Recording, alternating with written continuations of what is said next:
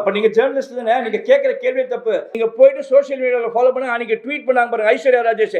இமீடியட்டா அடுத்த செகண்டே நான் பார்த்துட்டு இது தவறானது, இது எப்படின்னு சொல்லிட்டு அப்பயே அந்த செகண்டே சிபிஎஃப்சிக்கு போலீஸ் டிபார்ட்மெண்ட் எல்லாருக்கும் அப்பயே கம்ப்ளைண்ட் பண்ணேன். இந்த மாதிரி படங்களை விடுறதோடு தான் ஒரு 10 நாளைக்கு முன்னாடி நீங்களும் படம் பார்த்துருவீங்க. பைரி ஒரு நிமிஷம் இருங்க.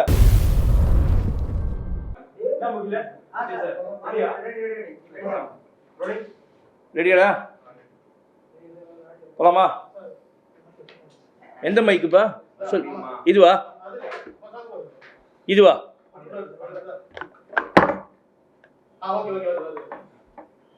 டக்குன்னு ஆன் பண்ணிட்டியா? போட்டியா? அவ்வளோதான்.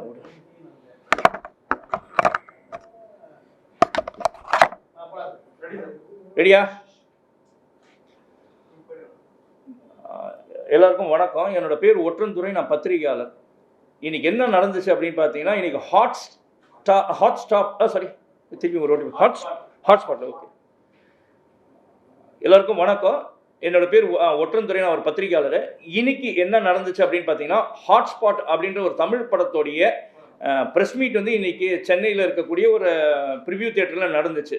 ஓகே, அங்கே என்ன நடந்துச்சு அப்படின்னு பார்த்தீங்கன்னா வந்து 18ஆம் தேதி இந்த மாதம் வந்து அந்த படத்துடைய ட்ரெய்லர் ஒன்று வந்து லான்ச் பண்ணியிருந்தாங்க. அஃபிஷியல் ட்ரெய்லரை வந்து யூடியூப்பில் லான்ச் பண்ணியிருந்தாங்க. அதை வந்து நடிகை ஐஸ்வர்யா ராஜேஷ் அவங்க தான் வந்து அதை ட்விட்டர் மூலமாக வெளியிட்டிருந்தாங்க. அவங்க ஒரு ட்வீட் போட்டு வெளியிட்டிருந்தாங்க. அதை என்ன ஸ்பெசிஃபை பண்ணியிருந்தாங்கன்னா, and A film for family audience அப்படின்னாங்க.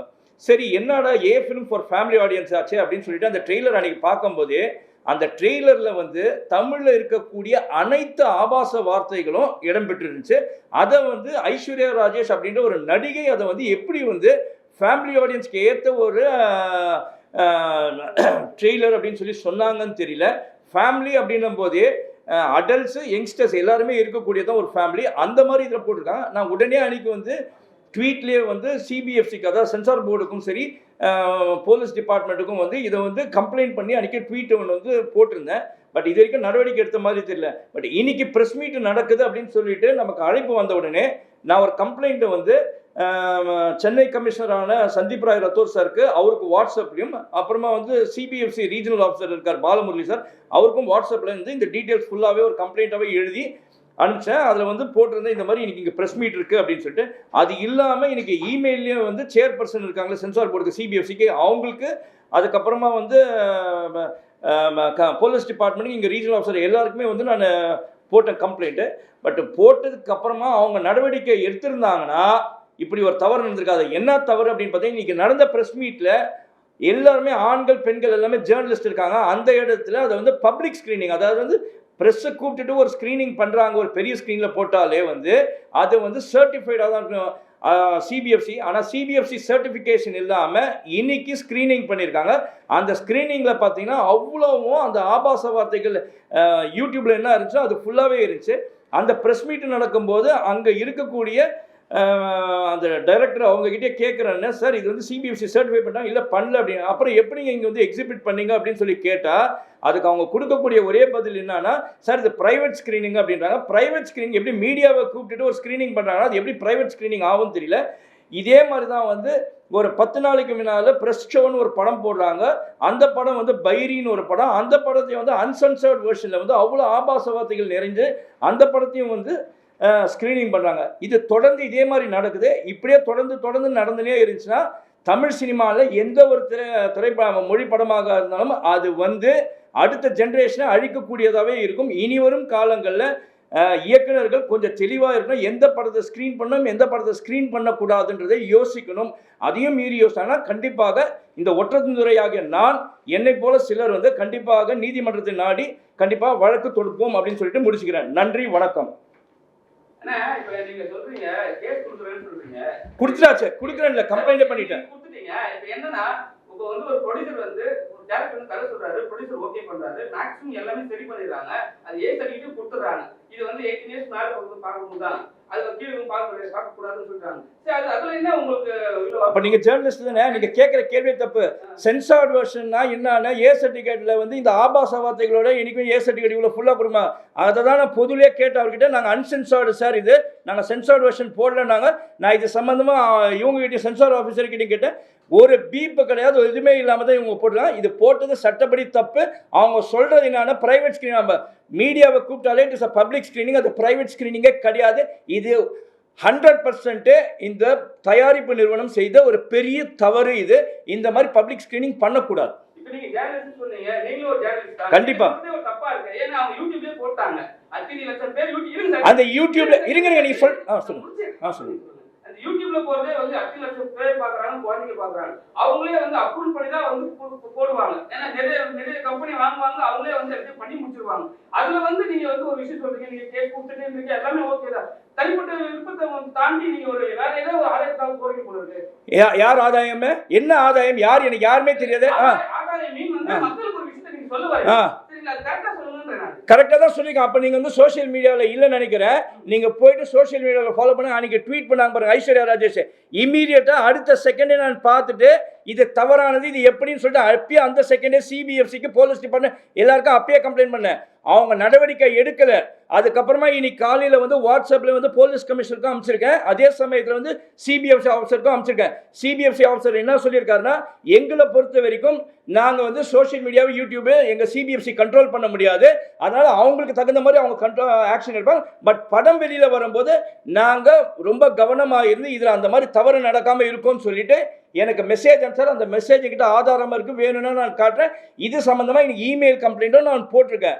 இது இந்த படம் இல்லை, இந்த மாதிரி படங்களை விடுறதோடு தான். ஒரு 10 நாளைக்கு முன்னாடி நீங்களும் படம் பார்த்துருப்பீங்க. பைரின், ஒரு நிமிஷம் இருங்க. பைரின்னு ஒரு படம் போட்டாங்க. அந்த பைரின்னு ஒரு படத்துக்கு வந்து போட்ட போது அங்கே வந்து அன்சென்சார்ட் வெர்ஷன் தான் இருக்குது. நான் அன்றைக்கி இமீடியட்டாக ட்வீட்டை போட்டேன். அப்புறம் ப்ரொடியூசர் வந்து தலையை பிச்சுக்கிறாங்க. ஏன்னா ஐயோ சாரி சார் உங்கள் ப்ரைவேட், நான் சொன்னேன் இது தவறுங்க. அப்புறம் அவங்க தவறை உணர்ந்தாங்க. ப்ரைவேட் ஸ்க்ரீனிங் கிடையாது சார், இது மீடியாவை கூப்பிட்டு போட்ட தவறு தான், இனி வருங்காலத்தில் நம்ம பண்ண மாட்டோம். பட் இது வந்து தொடர்ந்து வந்துனே இருக்குது. இப்படி தொடர்ந்து வர்றதை வந்து தட்டி கேட்கறது பொறுப்புள்ள ஒரு பத்திரிகையாளருடைய கடமை. அதை தான் நான் செஞ்சிருக்கிறேன். அது நீங்களும் விருப்பப்பட்டால், இப்போ நானும் பத்திரிகையாளர் சந்திப்பில் இருந்தேன், நீங்களும் 10 கேள்வி அவர்கிட்ட கேட்டீங்க. இதே குரல் டிவி மோகனான நீங்களே கேள்வி கேட்டீங்க. அதை நானும் நான் பார்த்துட்டு தான் இருந்தேன். பட் உங்களுக்கு எப்படி அங்கே இந்த கேள்வி கேட்டு இங்கே வந்து இந்த கேள்வி கேட்குறீங்கன்றதான் எனக்கு தெரியல. அந்த இடத்துல வந்து பப்ளிக் ஒரு விஷயமா நான் கேட்குறேன் சார், சரிங்களா? அந்த இடத்துல வந்து ஒரு குழந்தை பார்க்குறா, ஒரு பப்ளிக் வந்து பார்க்குறாங்க. அந்த இடத்துல வந்து நான் ஒரு பப்ளிக்கா வந்து இந்த மாதிரி வந்து தப்பு சார் நான் கேட்குறேன். இப்போ நீங்கள் ஒரு ஒற்றந்துறையே நீங்கள் இருக்கீங்க, ஒரு ஜேர்னலிஸ்டாக நீங்கள் இருக்கீங்க. நீங்கள் சொல்கிற விஷயம் வந்து நீங்கள் எத்தனையோ வந்து 1000 படங்கள் பார்த்துருப்பீங்க. இதில் வந்து நீங்கள் மாறுபட்ட கருத்து இருக்கு உங்களுக்கு? கண்டிப்பாக எனக்கு இல்லை சார், பார்க்குற எல்லாருக்குமே மாறுபட்ட கருத்து இருக்கும். உங்களுக்கு இதுல வந்து மாறுபட்ட கருத்து ஒன்று இருக்கு, சரிங்களா? ப்ரொடியூசர் ஒரு விஷயம் பண்ணுவாங்க, டைரக்டர் ஒரு விஷயம் பண்ணுவாங்க. நீங்க கலெக்ஷன் பேசும்போது பார்த்துருப்பீங்க. கலெக்ஷன் வந்து என்கிட்ட ஜேர்னல் சொன்னாங்க, நான் மற்ற இடத்துல பார்க்கணும்னு சொன்னாங்க. இப்போ வந்து நீங்க சொல்ற விஷயம் வந்து நான் கேஸ் கொடுத்துருவேன். இப்போ நீங்க பைரி படத்துலயும் நீங்க ஒரு விஷயம் பண்ணிருக்கீங்க. பைரி படத்துலயும் பண்ணிருக்கீங்க. இப்போ இந்த படத்துலயும் வந்து உங்க டைரக்டர் வந்து உங்ககிட்ட வந்து தெளிவான ஒரு விளக்கம் சொல்லிட்டாரு. என்ன சொன்னாரு சொல்லுங்க? இல்ல என்ன சொன்னாரு சொல்லுங்க, விளக்கம் என்ன சொன்னாரு சொல்லுங்க. நீங்க வந்து படத்தை பாருங்க சார், படத்தை பார்த்து எல்லாம் கேளுங்க. படத்தை பார்க்கறத படத்தை பத்தியே இல்ல சார். ஏன் இன்னைக்கு அன்சென்சார்ட் வெர்ஷன் பப்ளிக் எக்ஸிபிஷன் போட்டீங்க, ஆபாச வார்த்தைகள் நிறைந்தது ஏன் போட்டீங்கன்னு கேள்வி. அதுதான் தவறுன்னு நான் சொன்னேன் சார். தனியா இன்வைட் பண்ணா பிரஸ் மீட்டை வந்து நீங்க தெரியாம பேசுங்க, ஒரு ஜேர்னலிஸ்டா நீங்க தவறா இருக்கீங்க, திருத்திக்கோங்க. ஒரு மீடியாவை கூப்பிட்டாலே it is for public exhibition. Press கூப்பிட்டா அது பிரைவேட் எக்ஸிபிஷன் கிடையாது. இதை தெரிஞ்சுக்கோங்க. நாளைக்கு கண்டிப்பா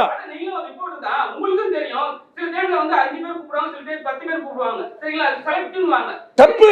செலக்டிவ் கூப்பிட்டா கூட பப்ளிக், இது பாருங்க, பிரைவேட் எக்ஸிபிஷன்ன்றது வேற, பப்ளிக் எக்ஸிபிஷன் வேற. சொல்லுங்க. செலக்டிவ் கூப்பிடுறாங்க. நம்ம வந்து சில பேர் வந்து போவோம், சில பேர் போக மாட்டோம். அது வந்து கொஞ்சம் வைரல் ஆச்சுனா தான் நம்ம வந்து இது ஏங்க பண்ணீங்க சொல்றீங்க, ஏங்க எங்க கூப்பிட நம்ம கேட்போம், சரிங்களா? இப்போ நீங்க சொல்ற விஷயம் என்னன்னா, இப்போ வந்து இது மாதிரி வந்து எதுவுமே பண்ணவே கூடாதுன்னு சொல்ல வரீங்களா? கண்டிப்பா சார். உங்களை இது பாருங்க, மோகனியோ ஒற்றந்துறையோ தனியா ஒரு ப்ரொடியூசர் நான் படம் எடுத்துருக்கேன், வந்து பாருங்க, உங்களோட அபிப்பிராயம் சொல்லுங்க அப்படின்றது தட் இஸ் டிஃப்ரெண்ட். அது வந்து உங்களை தனிப்பட்ட கருத்து கேட்கறது பிரைவேட் ஸ்கிரீனிங். ஆனா ஊர்ல இருக்க பத்திரிகையாளர் எல்லாருமே கூப்பிட்டு ஒரு இடத்துல அசம்பிள் பண்ணி ஒரு தியேட்டர்ல வச்சு அதை போடும் போதே இருக்கிற தமிழ்ல இருக்கக்கூடிய அனைத்து ஆபாச வார்த்தைகளையும் இடம்பெறதை ஒன்று போட்டாங்கன்னா அது பப்ளிக் ஸ்கிரீனிங் சார். கண்டிப்பா இதை நான் ஃபாலோ பண்ண. நெக்ஸ்ட் என்ன பொறுத்த வரைக்கும் ஒன்றும் இல்லை சார், தமிழ் திரைப்படம் இல்லை சார், எந்த மொழியில இந்த மாதிரி தவறு இருந்தாலும் தட்டி கேட்க வேண்டியது ஒரு பத்திரிகையாளராக நம்மளோட கடமை சார். அன்பார்லிமெண்டரி வேர்ட்ஸ், ஆபாச வார்த்தைகள் தான் அன்பார்லிமெண்டரி வேர்ட்ஸ்ன்னு சொல்லுவோம் சார். ஓகேவா சார்? பலா ஓகேவா பலா? நான் கேட்கலாம் சொல்லுப்பா. ஒரு ட்ரைலர் போடுறாங்க, பிரஸ்ஸுக்கு தான் போடுறாங்க. அவங்களுடைய கருத்தை அவங்க சொல்ல வரான். அதுல நம்ம வந்து நம்ம கிட்ட போட்டு தவறுதல் என்ன இருக்கு, என்ன தவறா இருக்குன்றத நம்ம பத்திரிகையாளர் கேட்கணும். அதுதானே நம்ம வந்து அவளை போய் சண்டை போட்டுட்டு இருக்கோம். கண்டிப்பா சண்டை போடணும் சார். எல்லாருக்கும் தனிப்பட்ட முறையில் ஒரு உரிமை இருக்கு. உங்களுக்கும் குடும்பம், எனக்கும் குடும்பம் எல்லாம் இருக்கு சார். எது வெளிப்படையா போடணும், எது வெளிப்படையா போடக்கூடாதுன்னு அதான் இப்போ நம்ம நண்பர் மோகனம் கேட்டாப்ல, அதை தான் நான் சொன்னேன். அதான் அன்சென்சார்ட் வெர்ஷன், சென்சார்ட் வெர்ஷன். ப்ரைவேட்டாக இருக்கிறது நீங்கள் அன்சென்சார்ட் வெர்ஷன் பண்ணலாம். மீடியாவை கூப்பிட்டுட்டீங்க சார், பொது சபைக்கு மீடியாவை கூப்பிட்டுட்டாலே அது வந்து பப்ளிக் ஸ்க்ரீனிங் தான். பப்ளிக் ஸ்க்ரீனிங்கில் வந்து எந்த ஒரு இதுவாக இருந்தாலும் நம்ம வந்து சென்சாரோட போடுறது தான் சட்டப்படி கரெக்டு. அது வேணும்னா சிபிஎஃப்சி ஆக்ட் புக் என்கிட்ட இருக்குது, நான் கொடுக்குறேன். அதிலே கிளியராக போட்டுருக்கோம். இல்லைனா நான் எடுத்து படிக்கணும்னா நான் தேடி எடுத்து படித்து கொடுக்குறேன். அது பிரகாரமாக வந்து எப்பயுமே வந்து ஒரு பப்ளிக் ஸ்க்ரீனிங் போனால் சர்டிஃபிகேஷன் பண்ணாமல் பண்ணவே கூடாது. ஒற்றன் வந்து எப்படி சார் நம்மளும் பார்த்துருக்கோம். ஒற்றன் துறை வந்து நிறைய படம் வந்து சென்சார்லாம் பார்த்துருக்கோம். ஒவ்வொன்றுத்தையும் நான் கேள்வி கேட்டிருக்கேன். என்கிட்ட ஆதாரம் இருக்கு சார். சென்சார் இல்லாமல் படம் போட்டாங்கன்னா நான் கேட்டிருக்கேன். அதனால தான் பைரியை இப்போ சொன்னேன். அதே தான் இந்த படத்துக்கும் நான் சொன்னேன். ஒவ்வொரு படத்துக்கும் நான் கேட்டிருக்கேன். நீ பார்த்தது தாங்க கேட்க, பார்க்காம எப்படி சார் நீங்க கேட்க? ஆஹா, அதுதான் நான் வந்து கேட்கறது வந்து இப்போ கூட நான் வந்து பிரஸ்ஸை கூப்பிடல.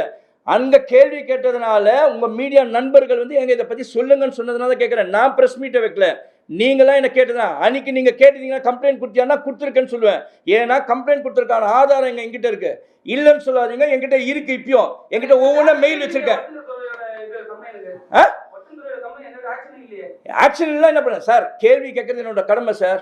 நான் வந்து கேள்வி ஒரு பொதுமக்களாக எனக்கு குழந்தை குட்டி இருக்குது சார், எனக்கு குடும்பம் இருக்குது, என் நண்பருங்க இருக்கிற மீடியா ஃப்ரெண்ட்ஸ்க்கு குடும்பம் இருக்குது, அந்த டைரக்டருக்கு கூட குடும்பம் இருக்குது. நாளைக்கு அடுத்த ஜென்ரேஷன் சேவ் பண்ணுறது தான் கேட்குற வழி, மற்றபடி எதுவும் கிடையாது. ஜிவி பிரகாஷ் படம் ஒன்று வந்தது, மலையாளக்காரங்க எல்லாம் வந்து நம்மளை அடிக்கிறாங்கன்னு சொல்லிட்டு இந்த நேரத்தில் அந்த படம் தேவை இல்லை. நான் இல்லை ஒரே நிமிஷம் இல்லைப்பலாம் நீ சென்சாரே இல்லையே அந்த படத்தில். இல்லை இல்லை எது நேற்று சென்சார் வெர்ஷன் தான் போட்டாங்க, நீங்க பார்க்கல. இப்போ சென்சார் ஒரு அததாங்க இருங்க ஒரே நிமிஷம். இது இப்போ வந்து இதோட முடிஞ்சிச்சு. நீங்க வேணும்னா அடுத்ததான் நீங்க கேமரா அதுக்குன்னு கேளுங்க, நான் கண்டிப்பா அதுக்கு பைட்டு கொடுக்குறேன். ஷூரா நான் அதை பத்தி கேட்கறேன். நான் சொன்னா ஓகேவா?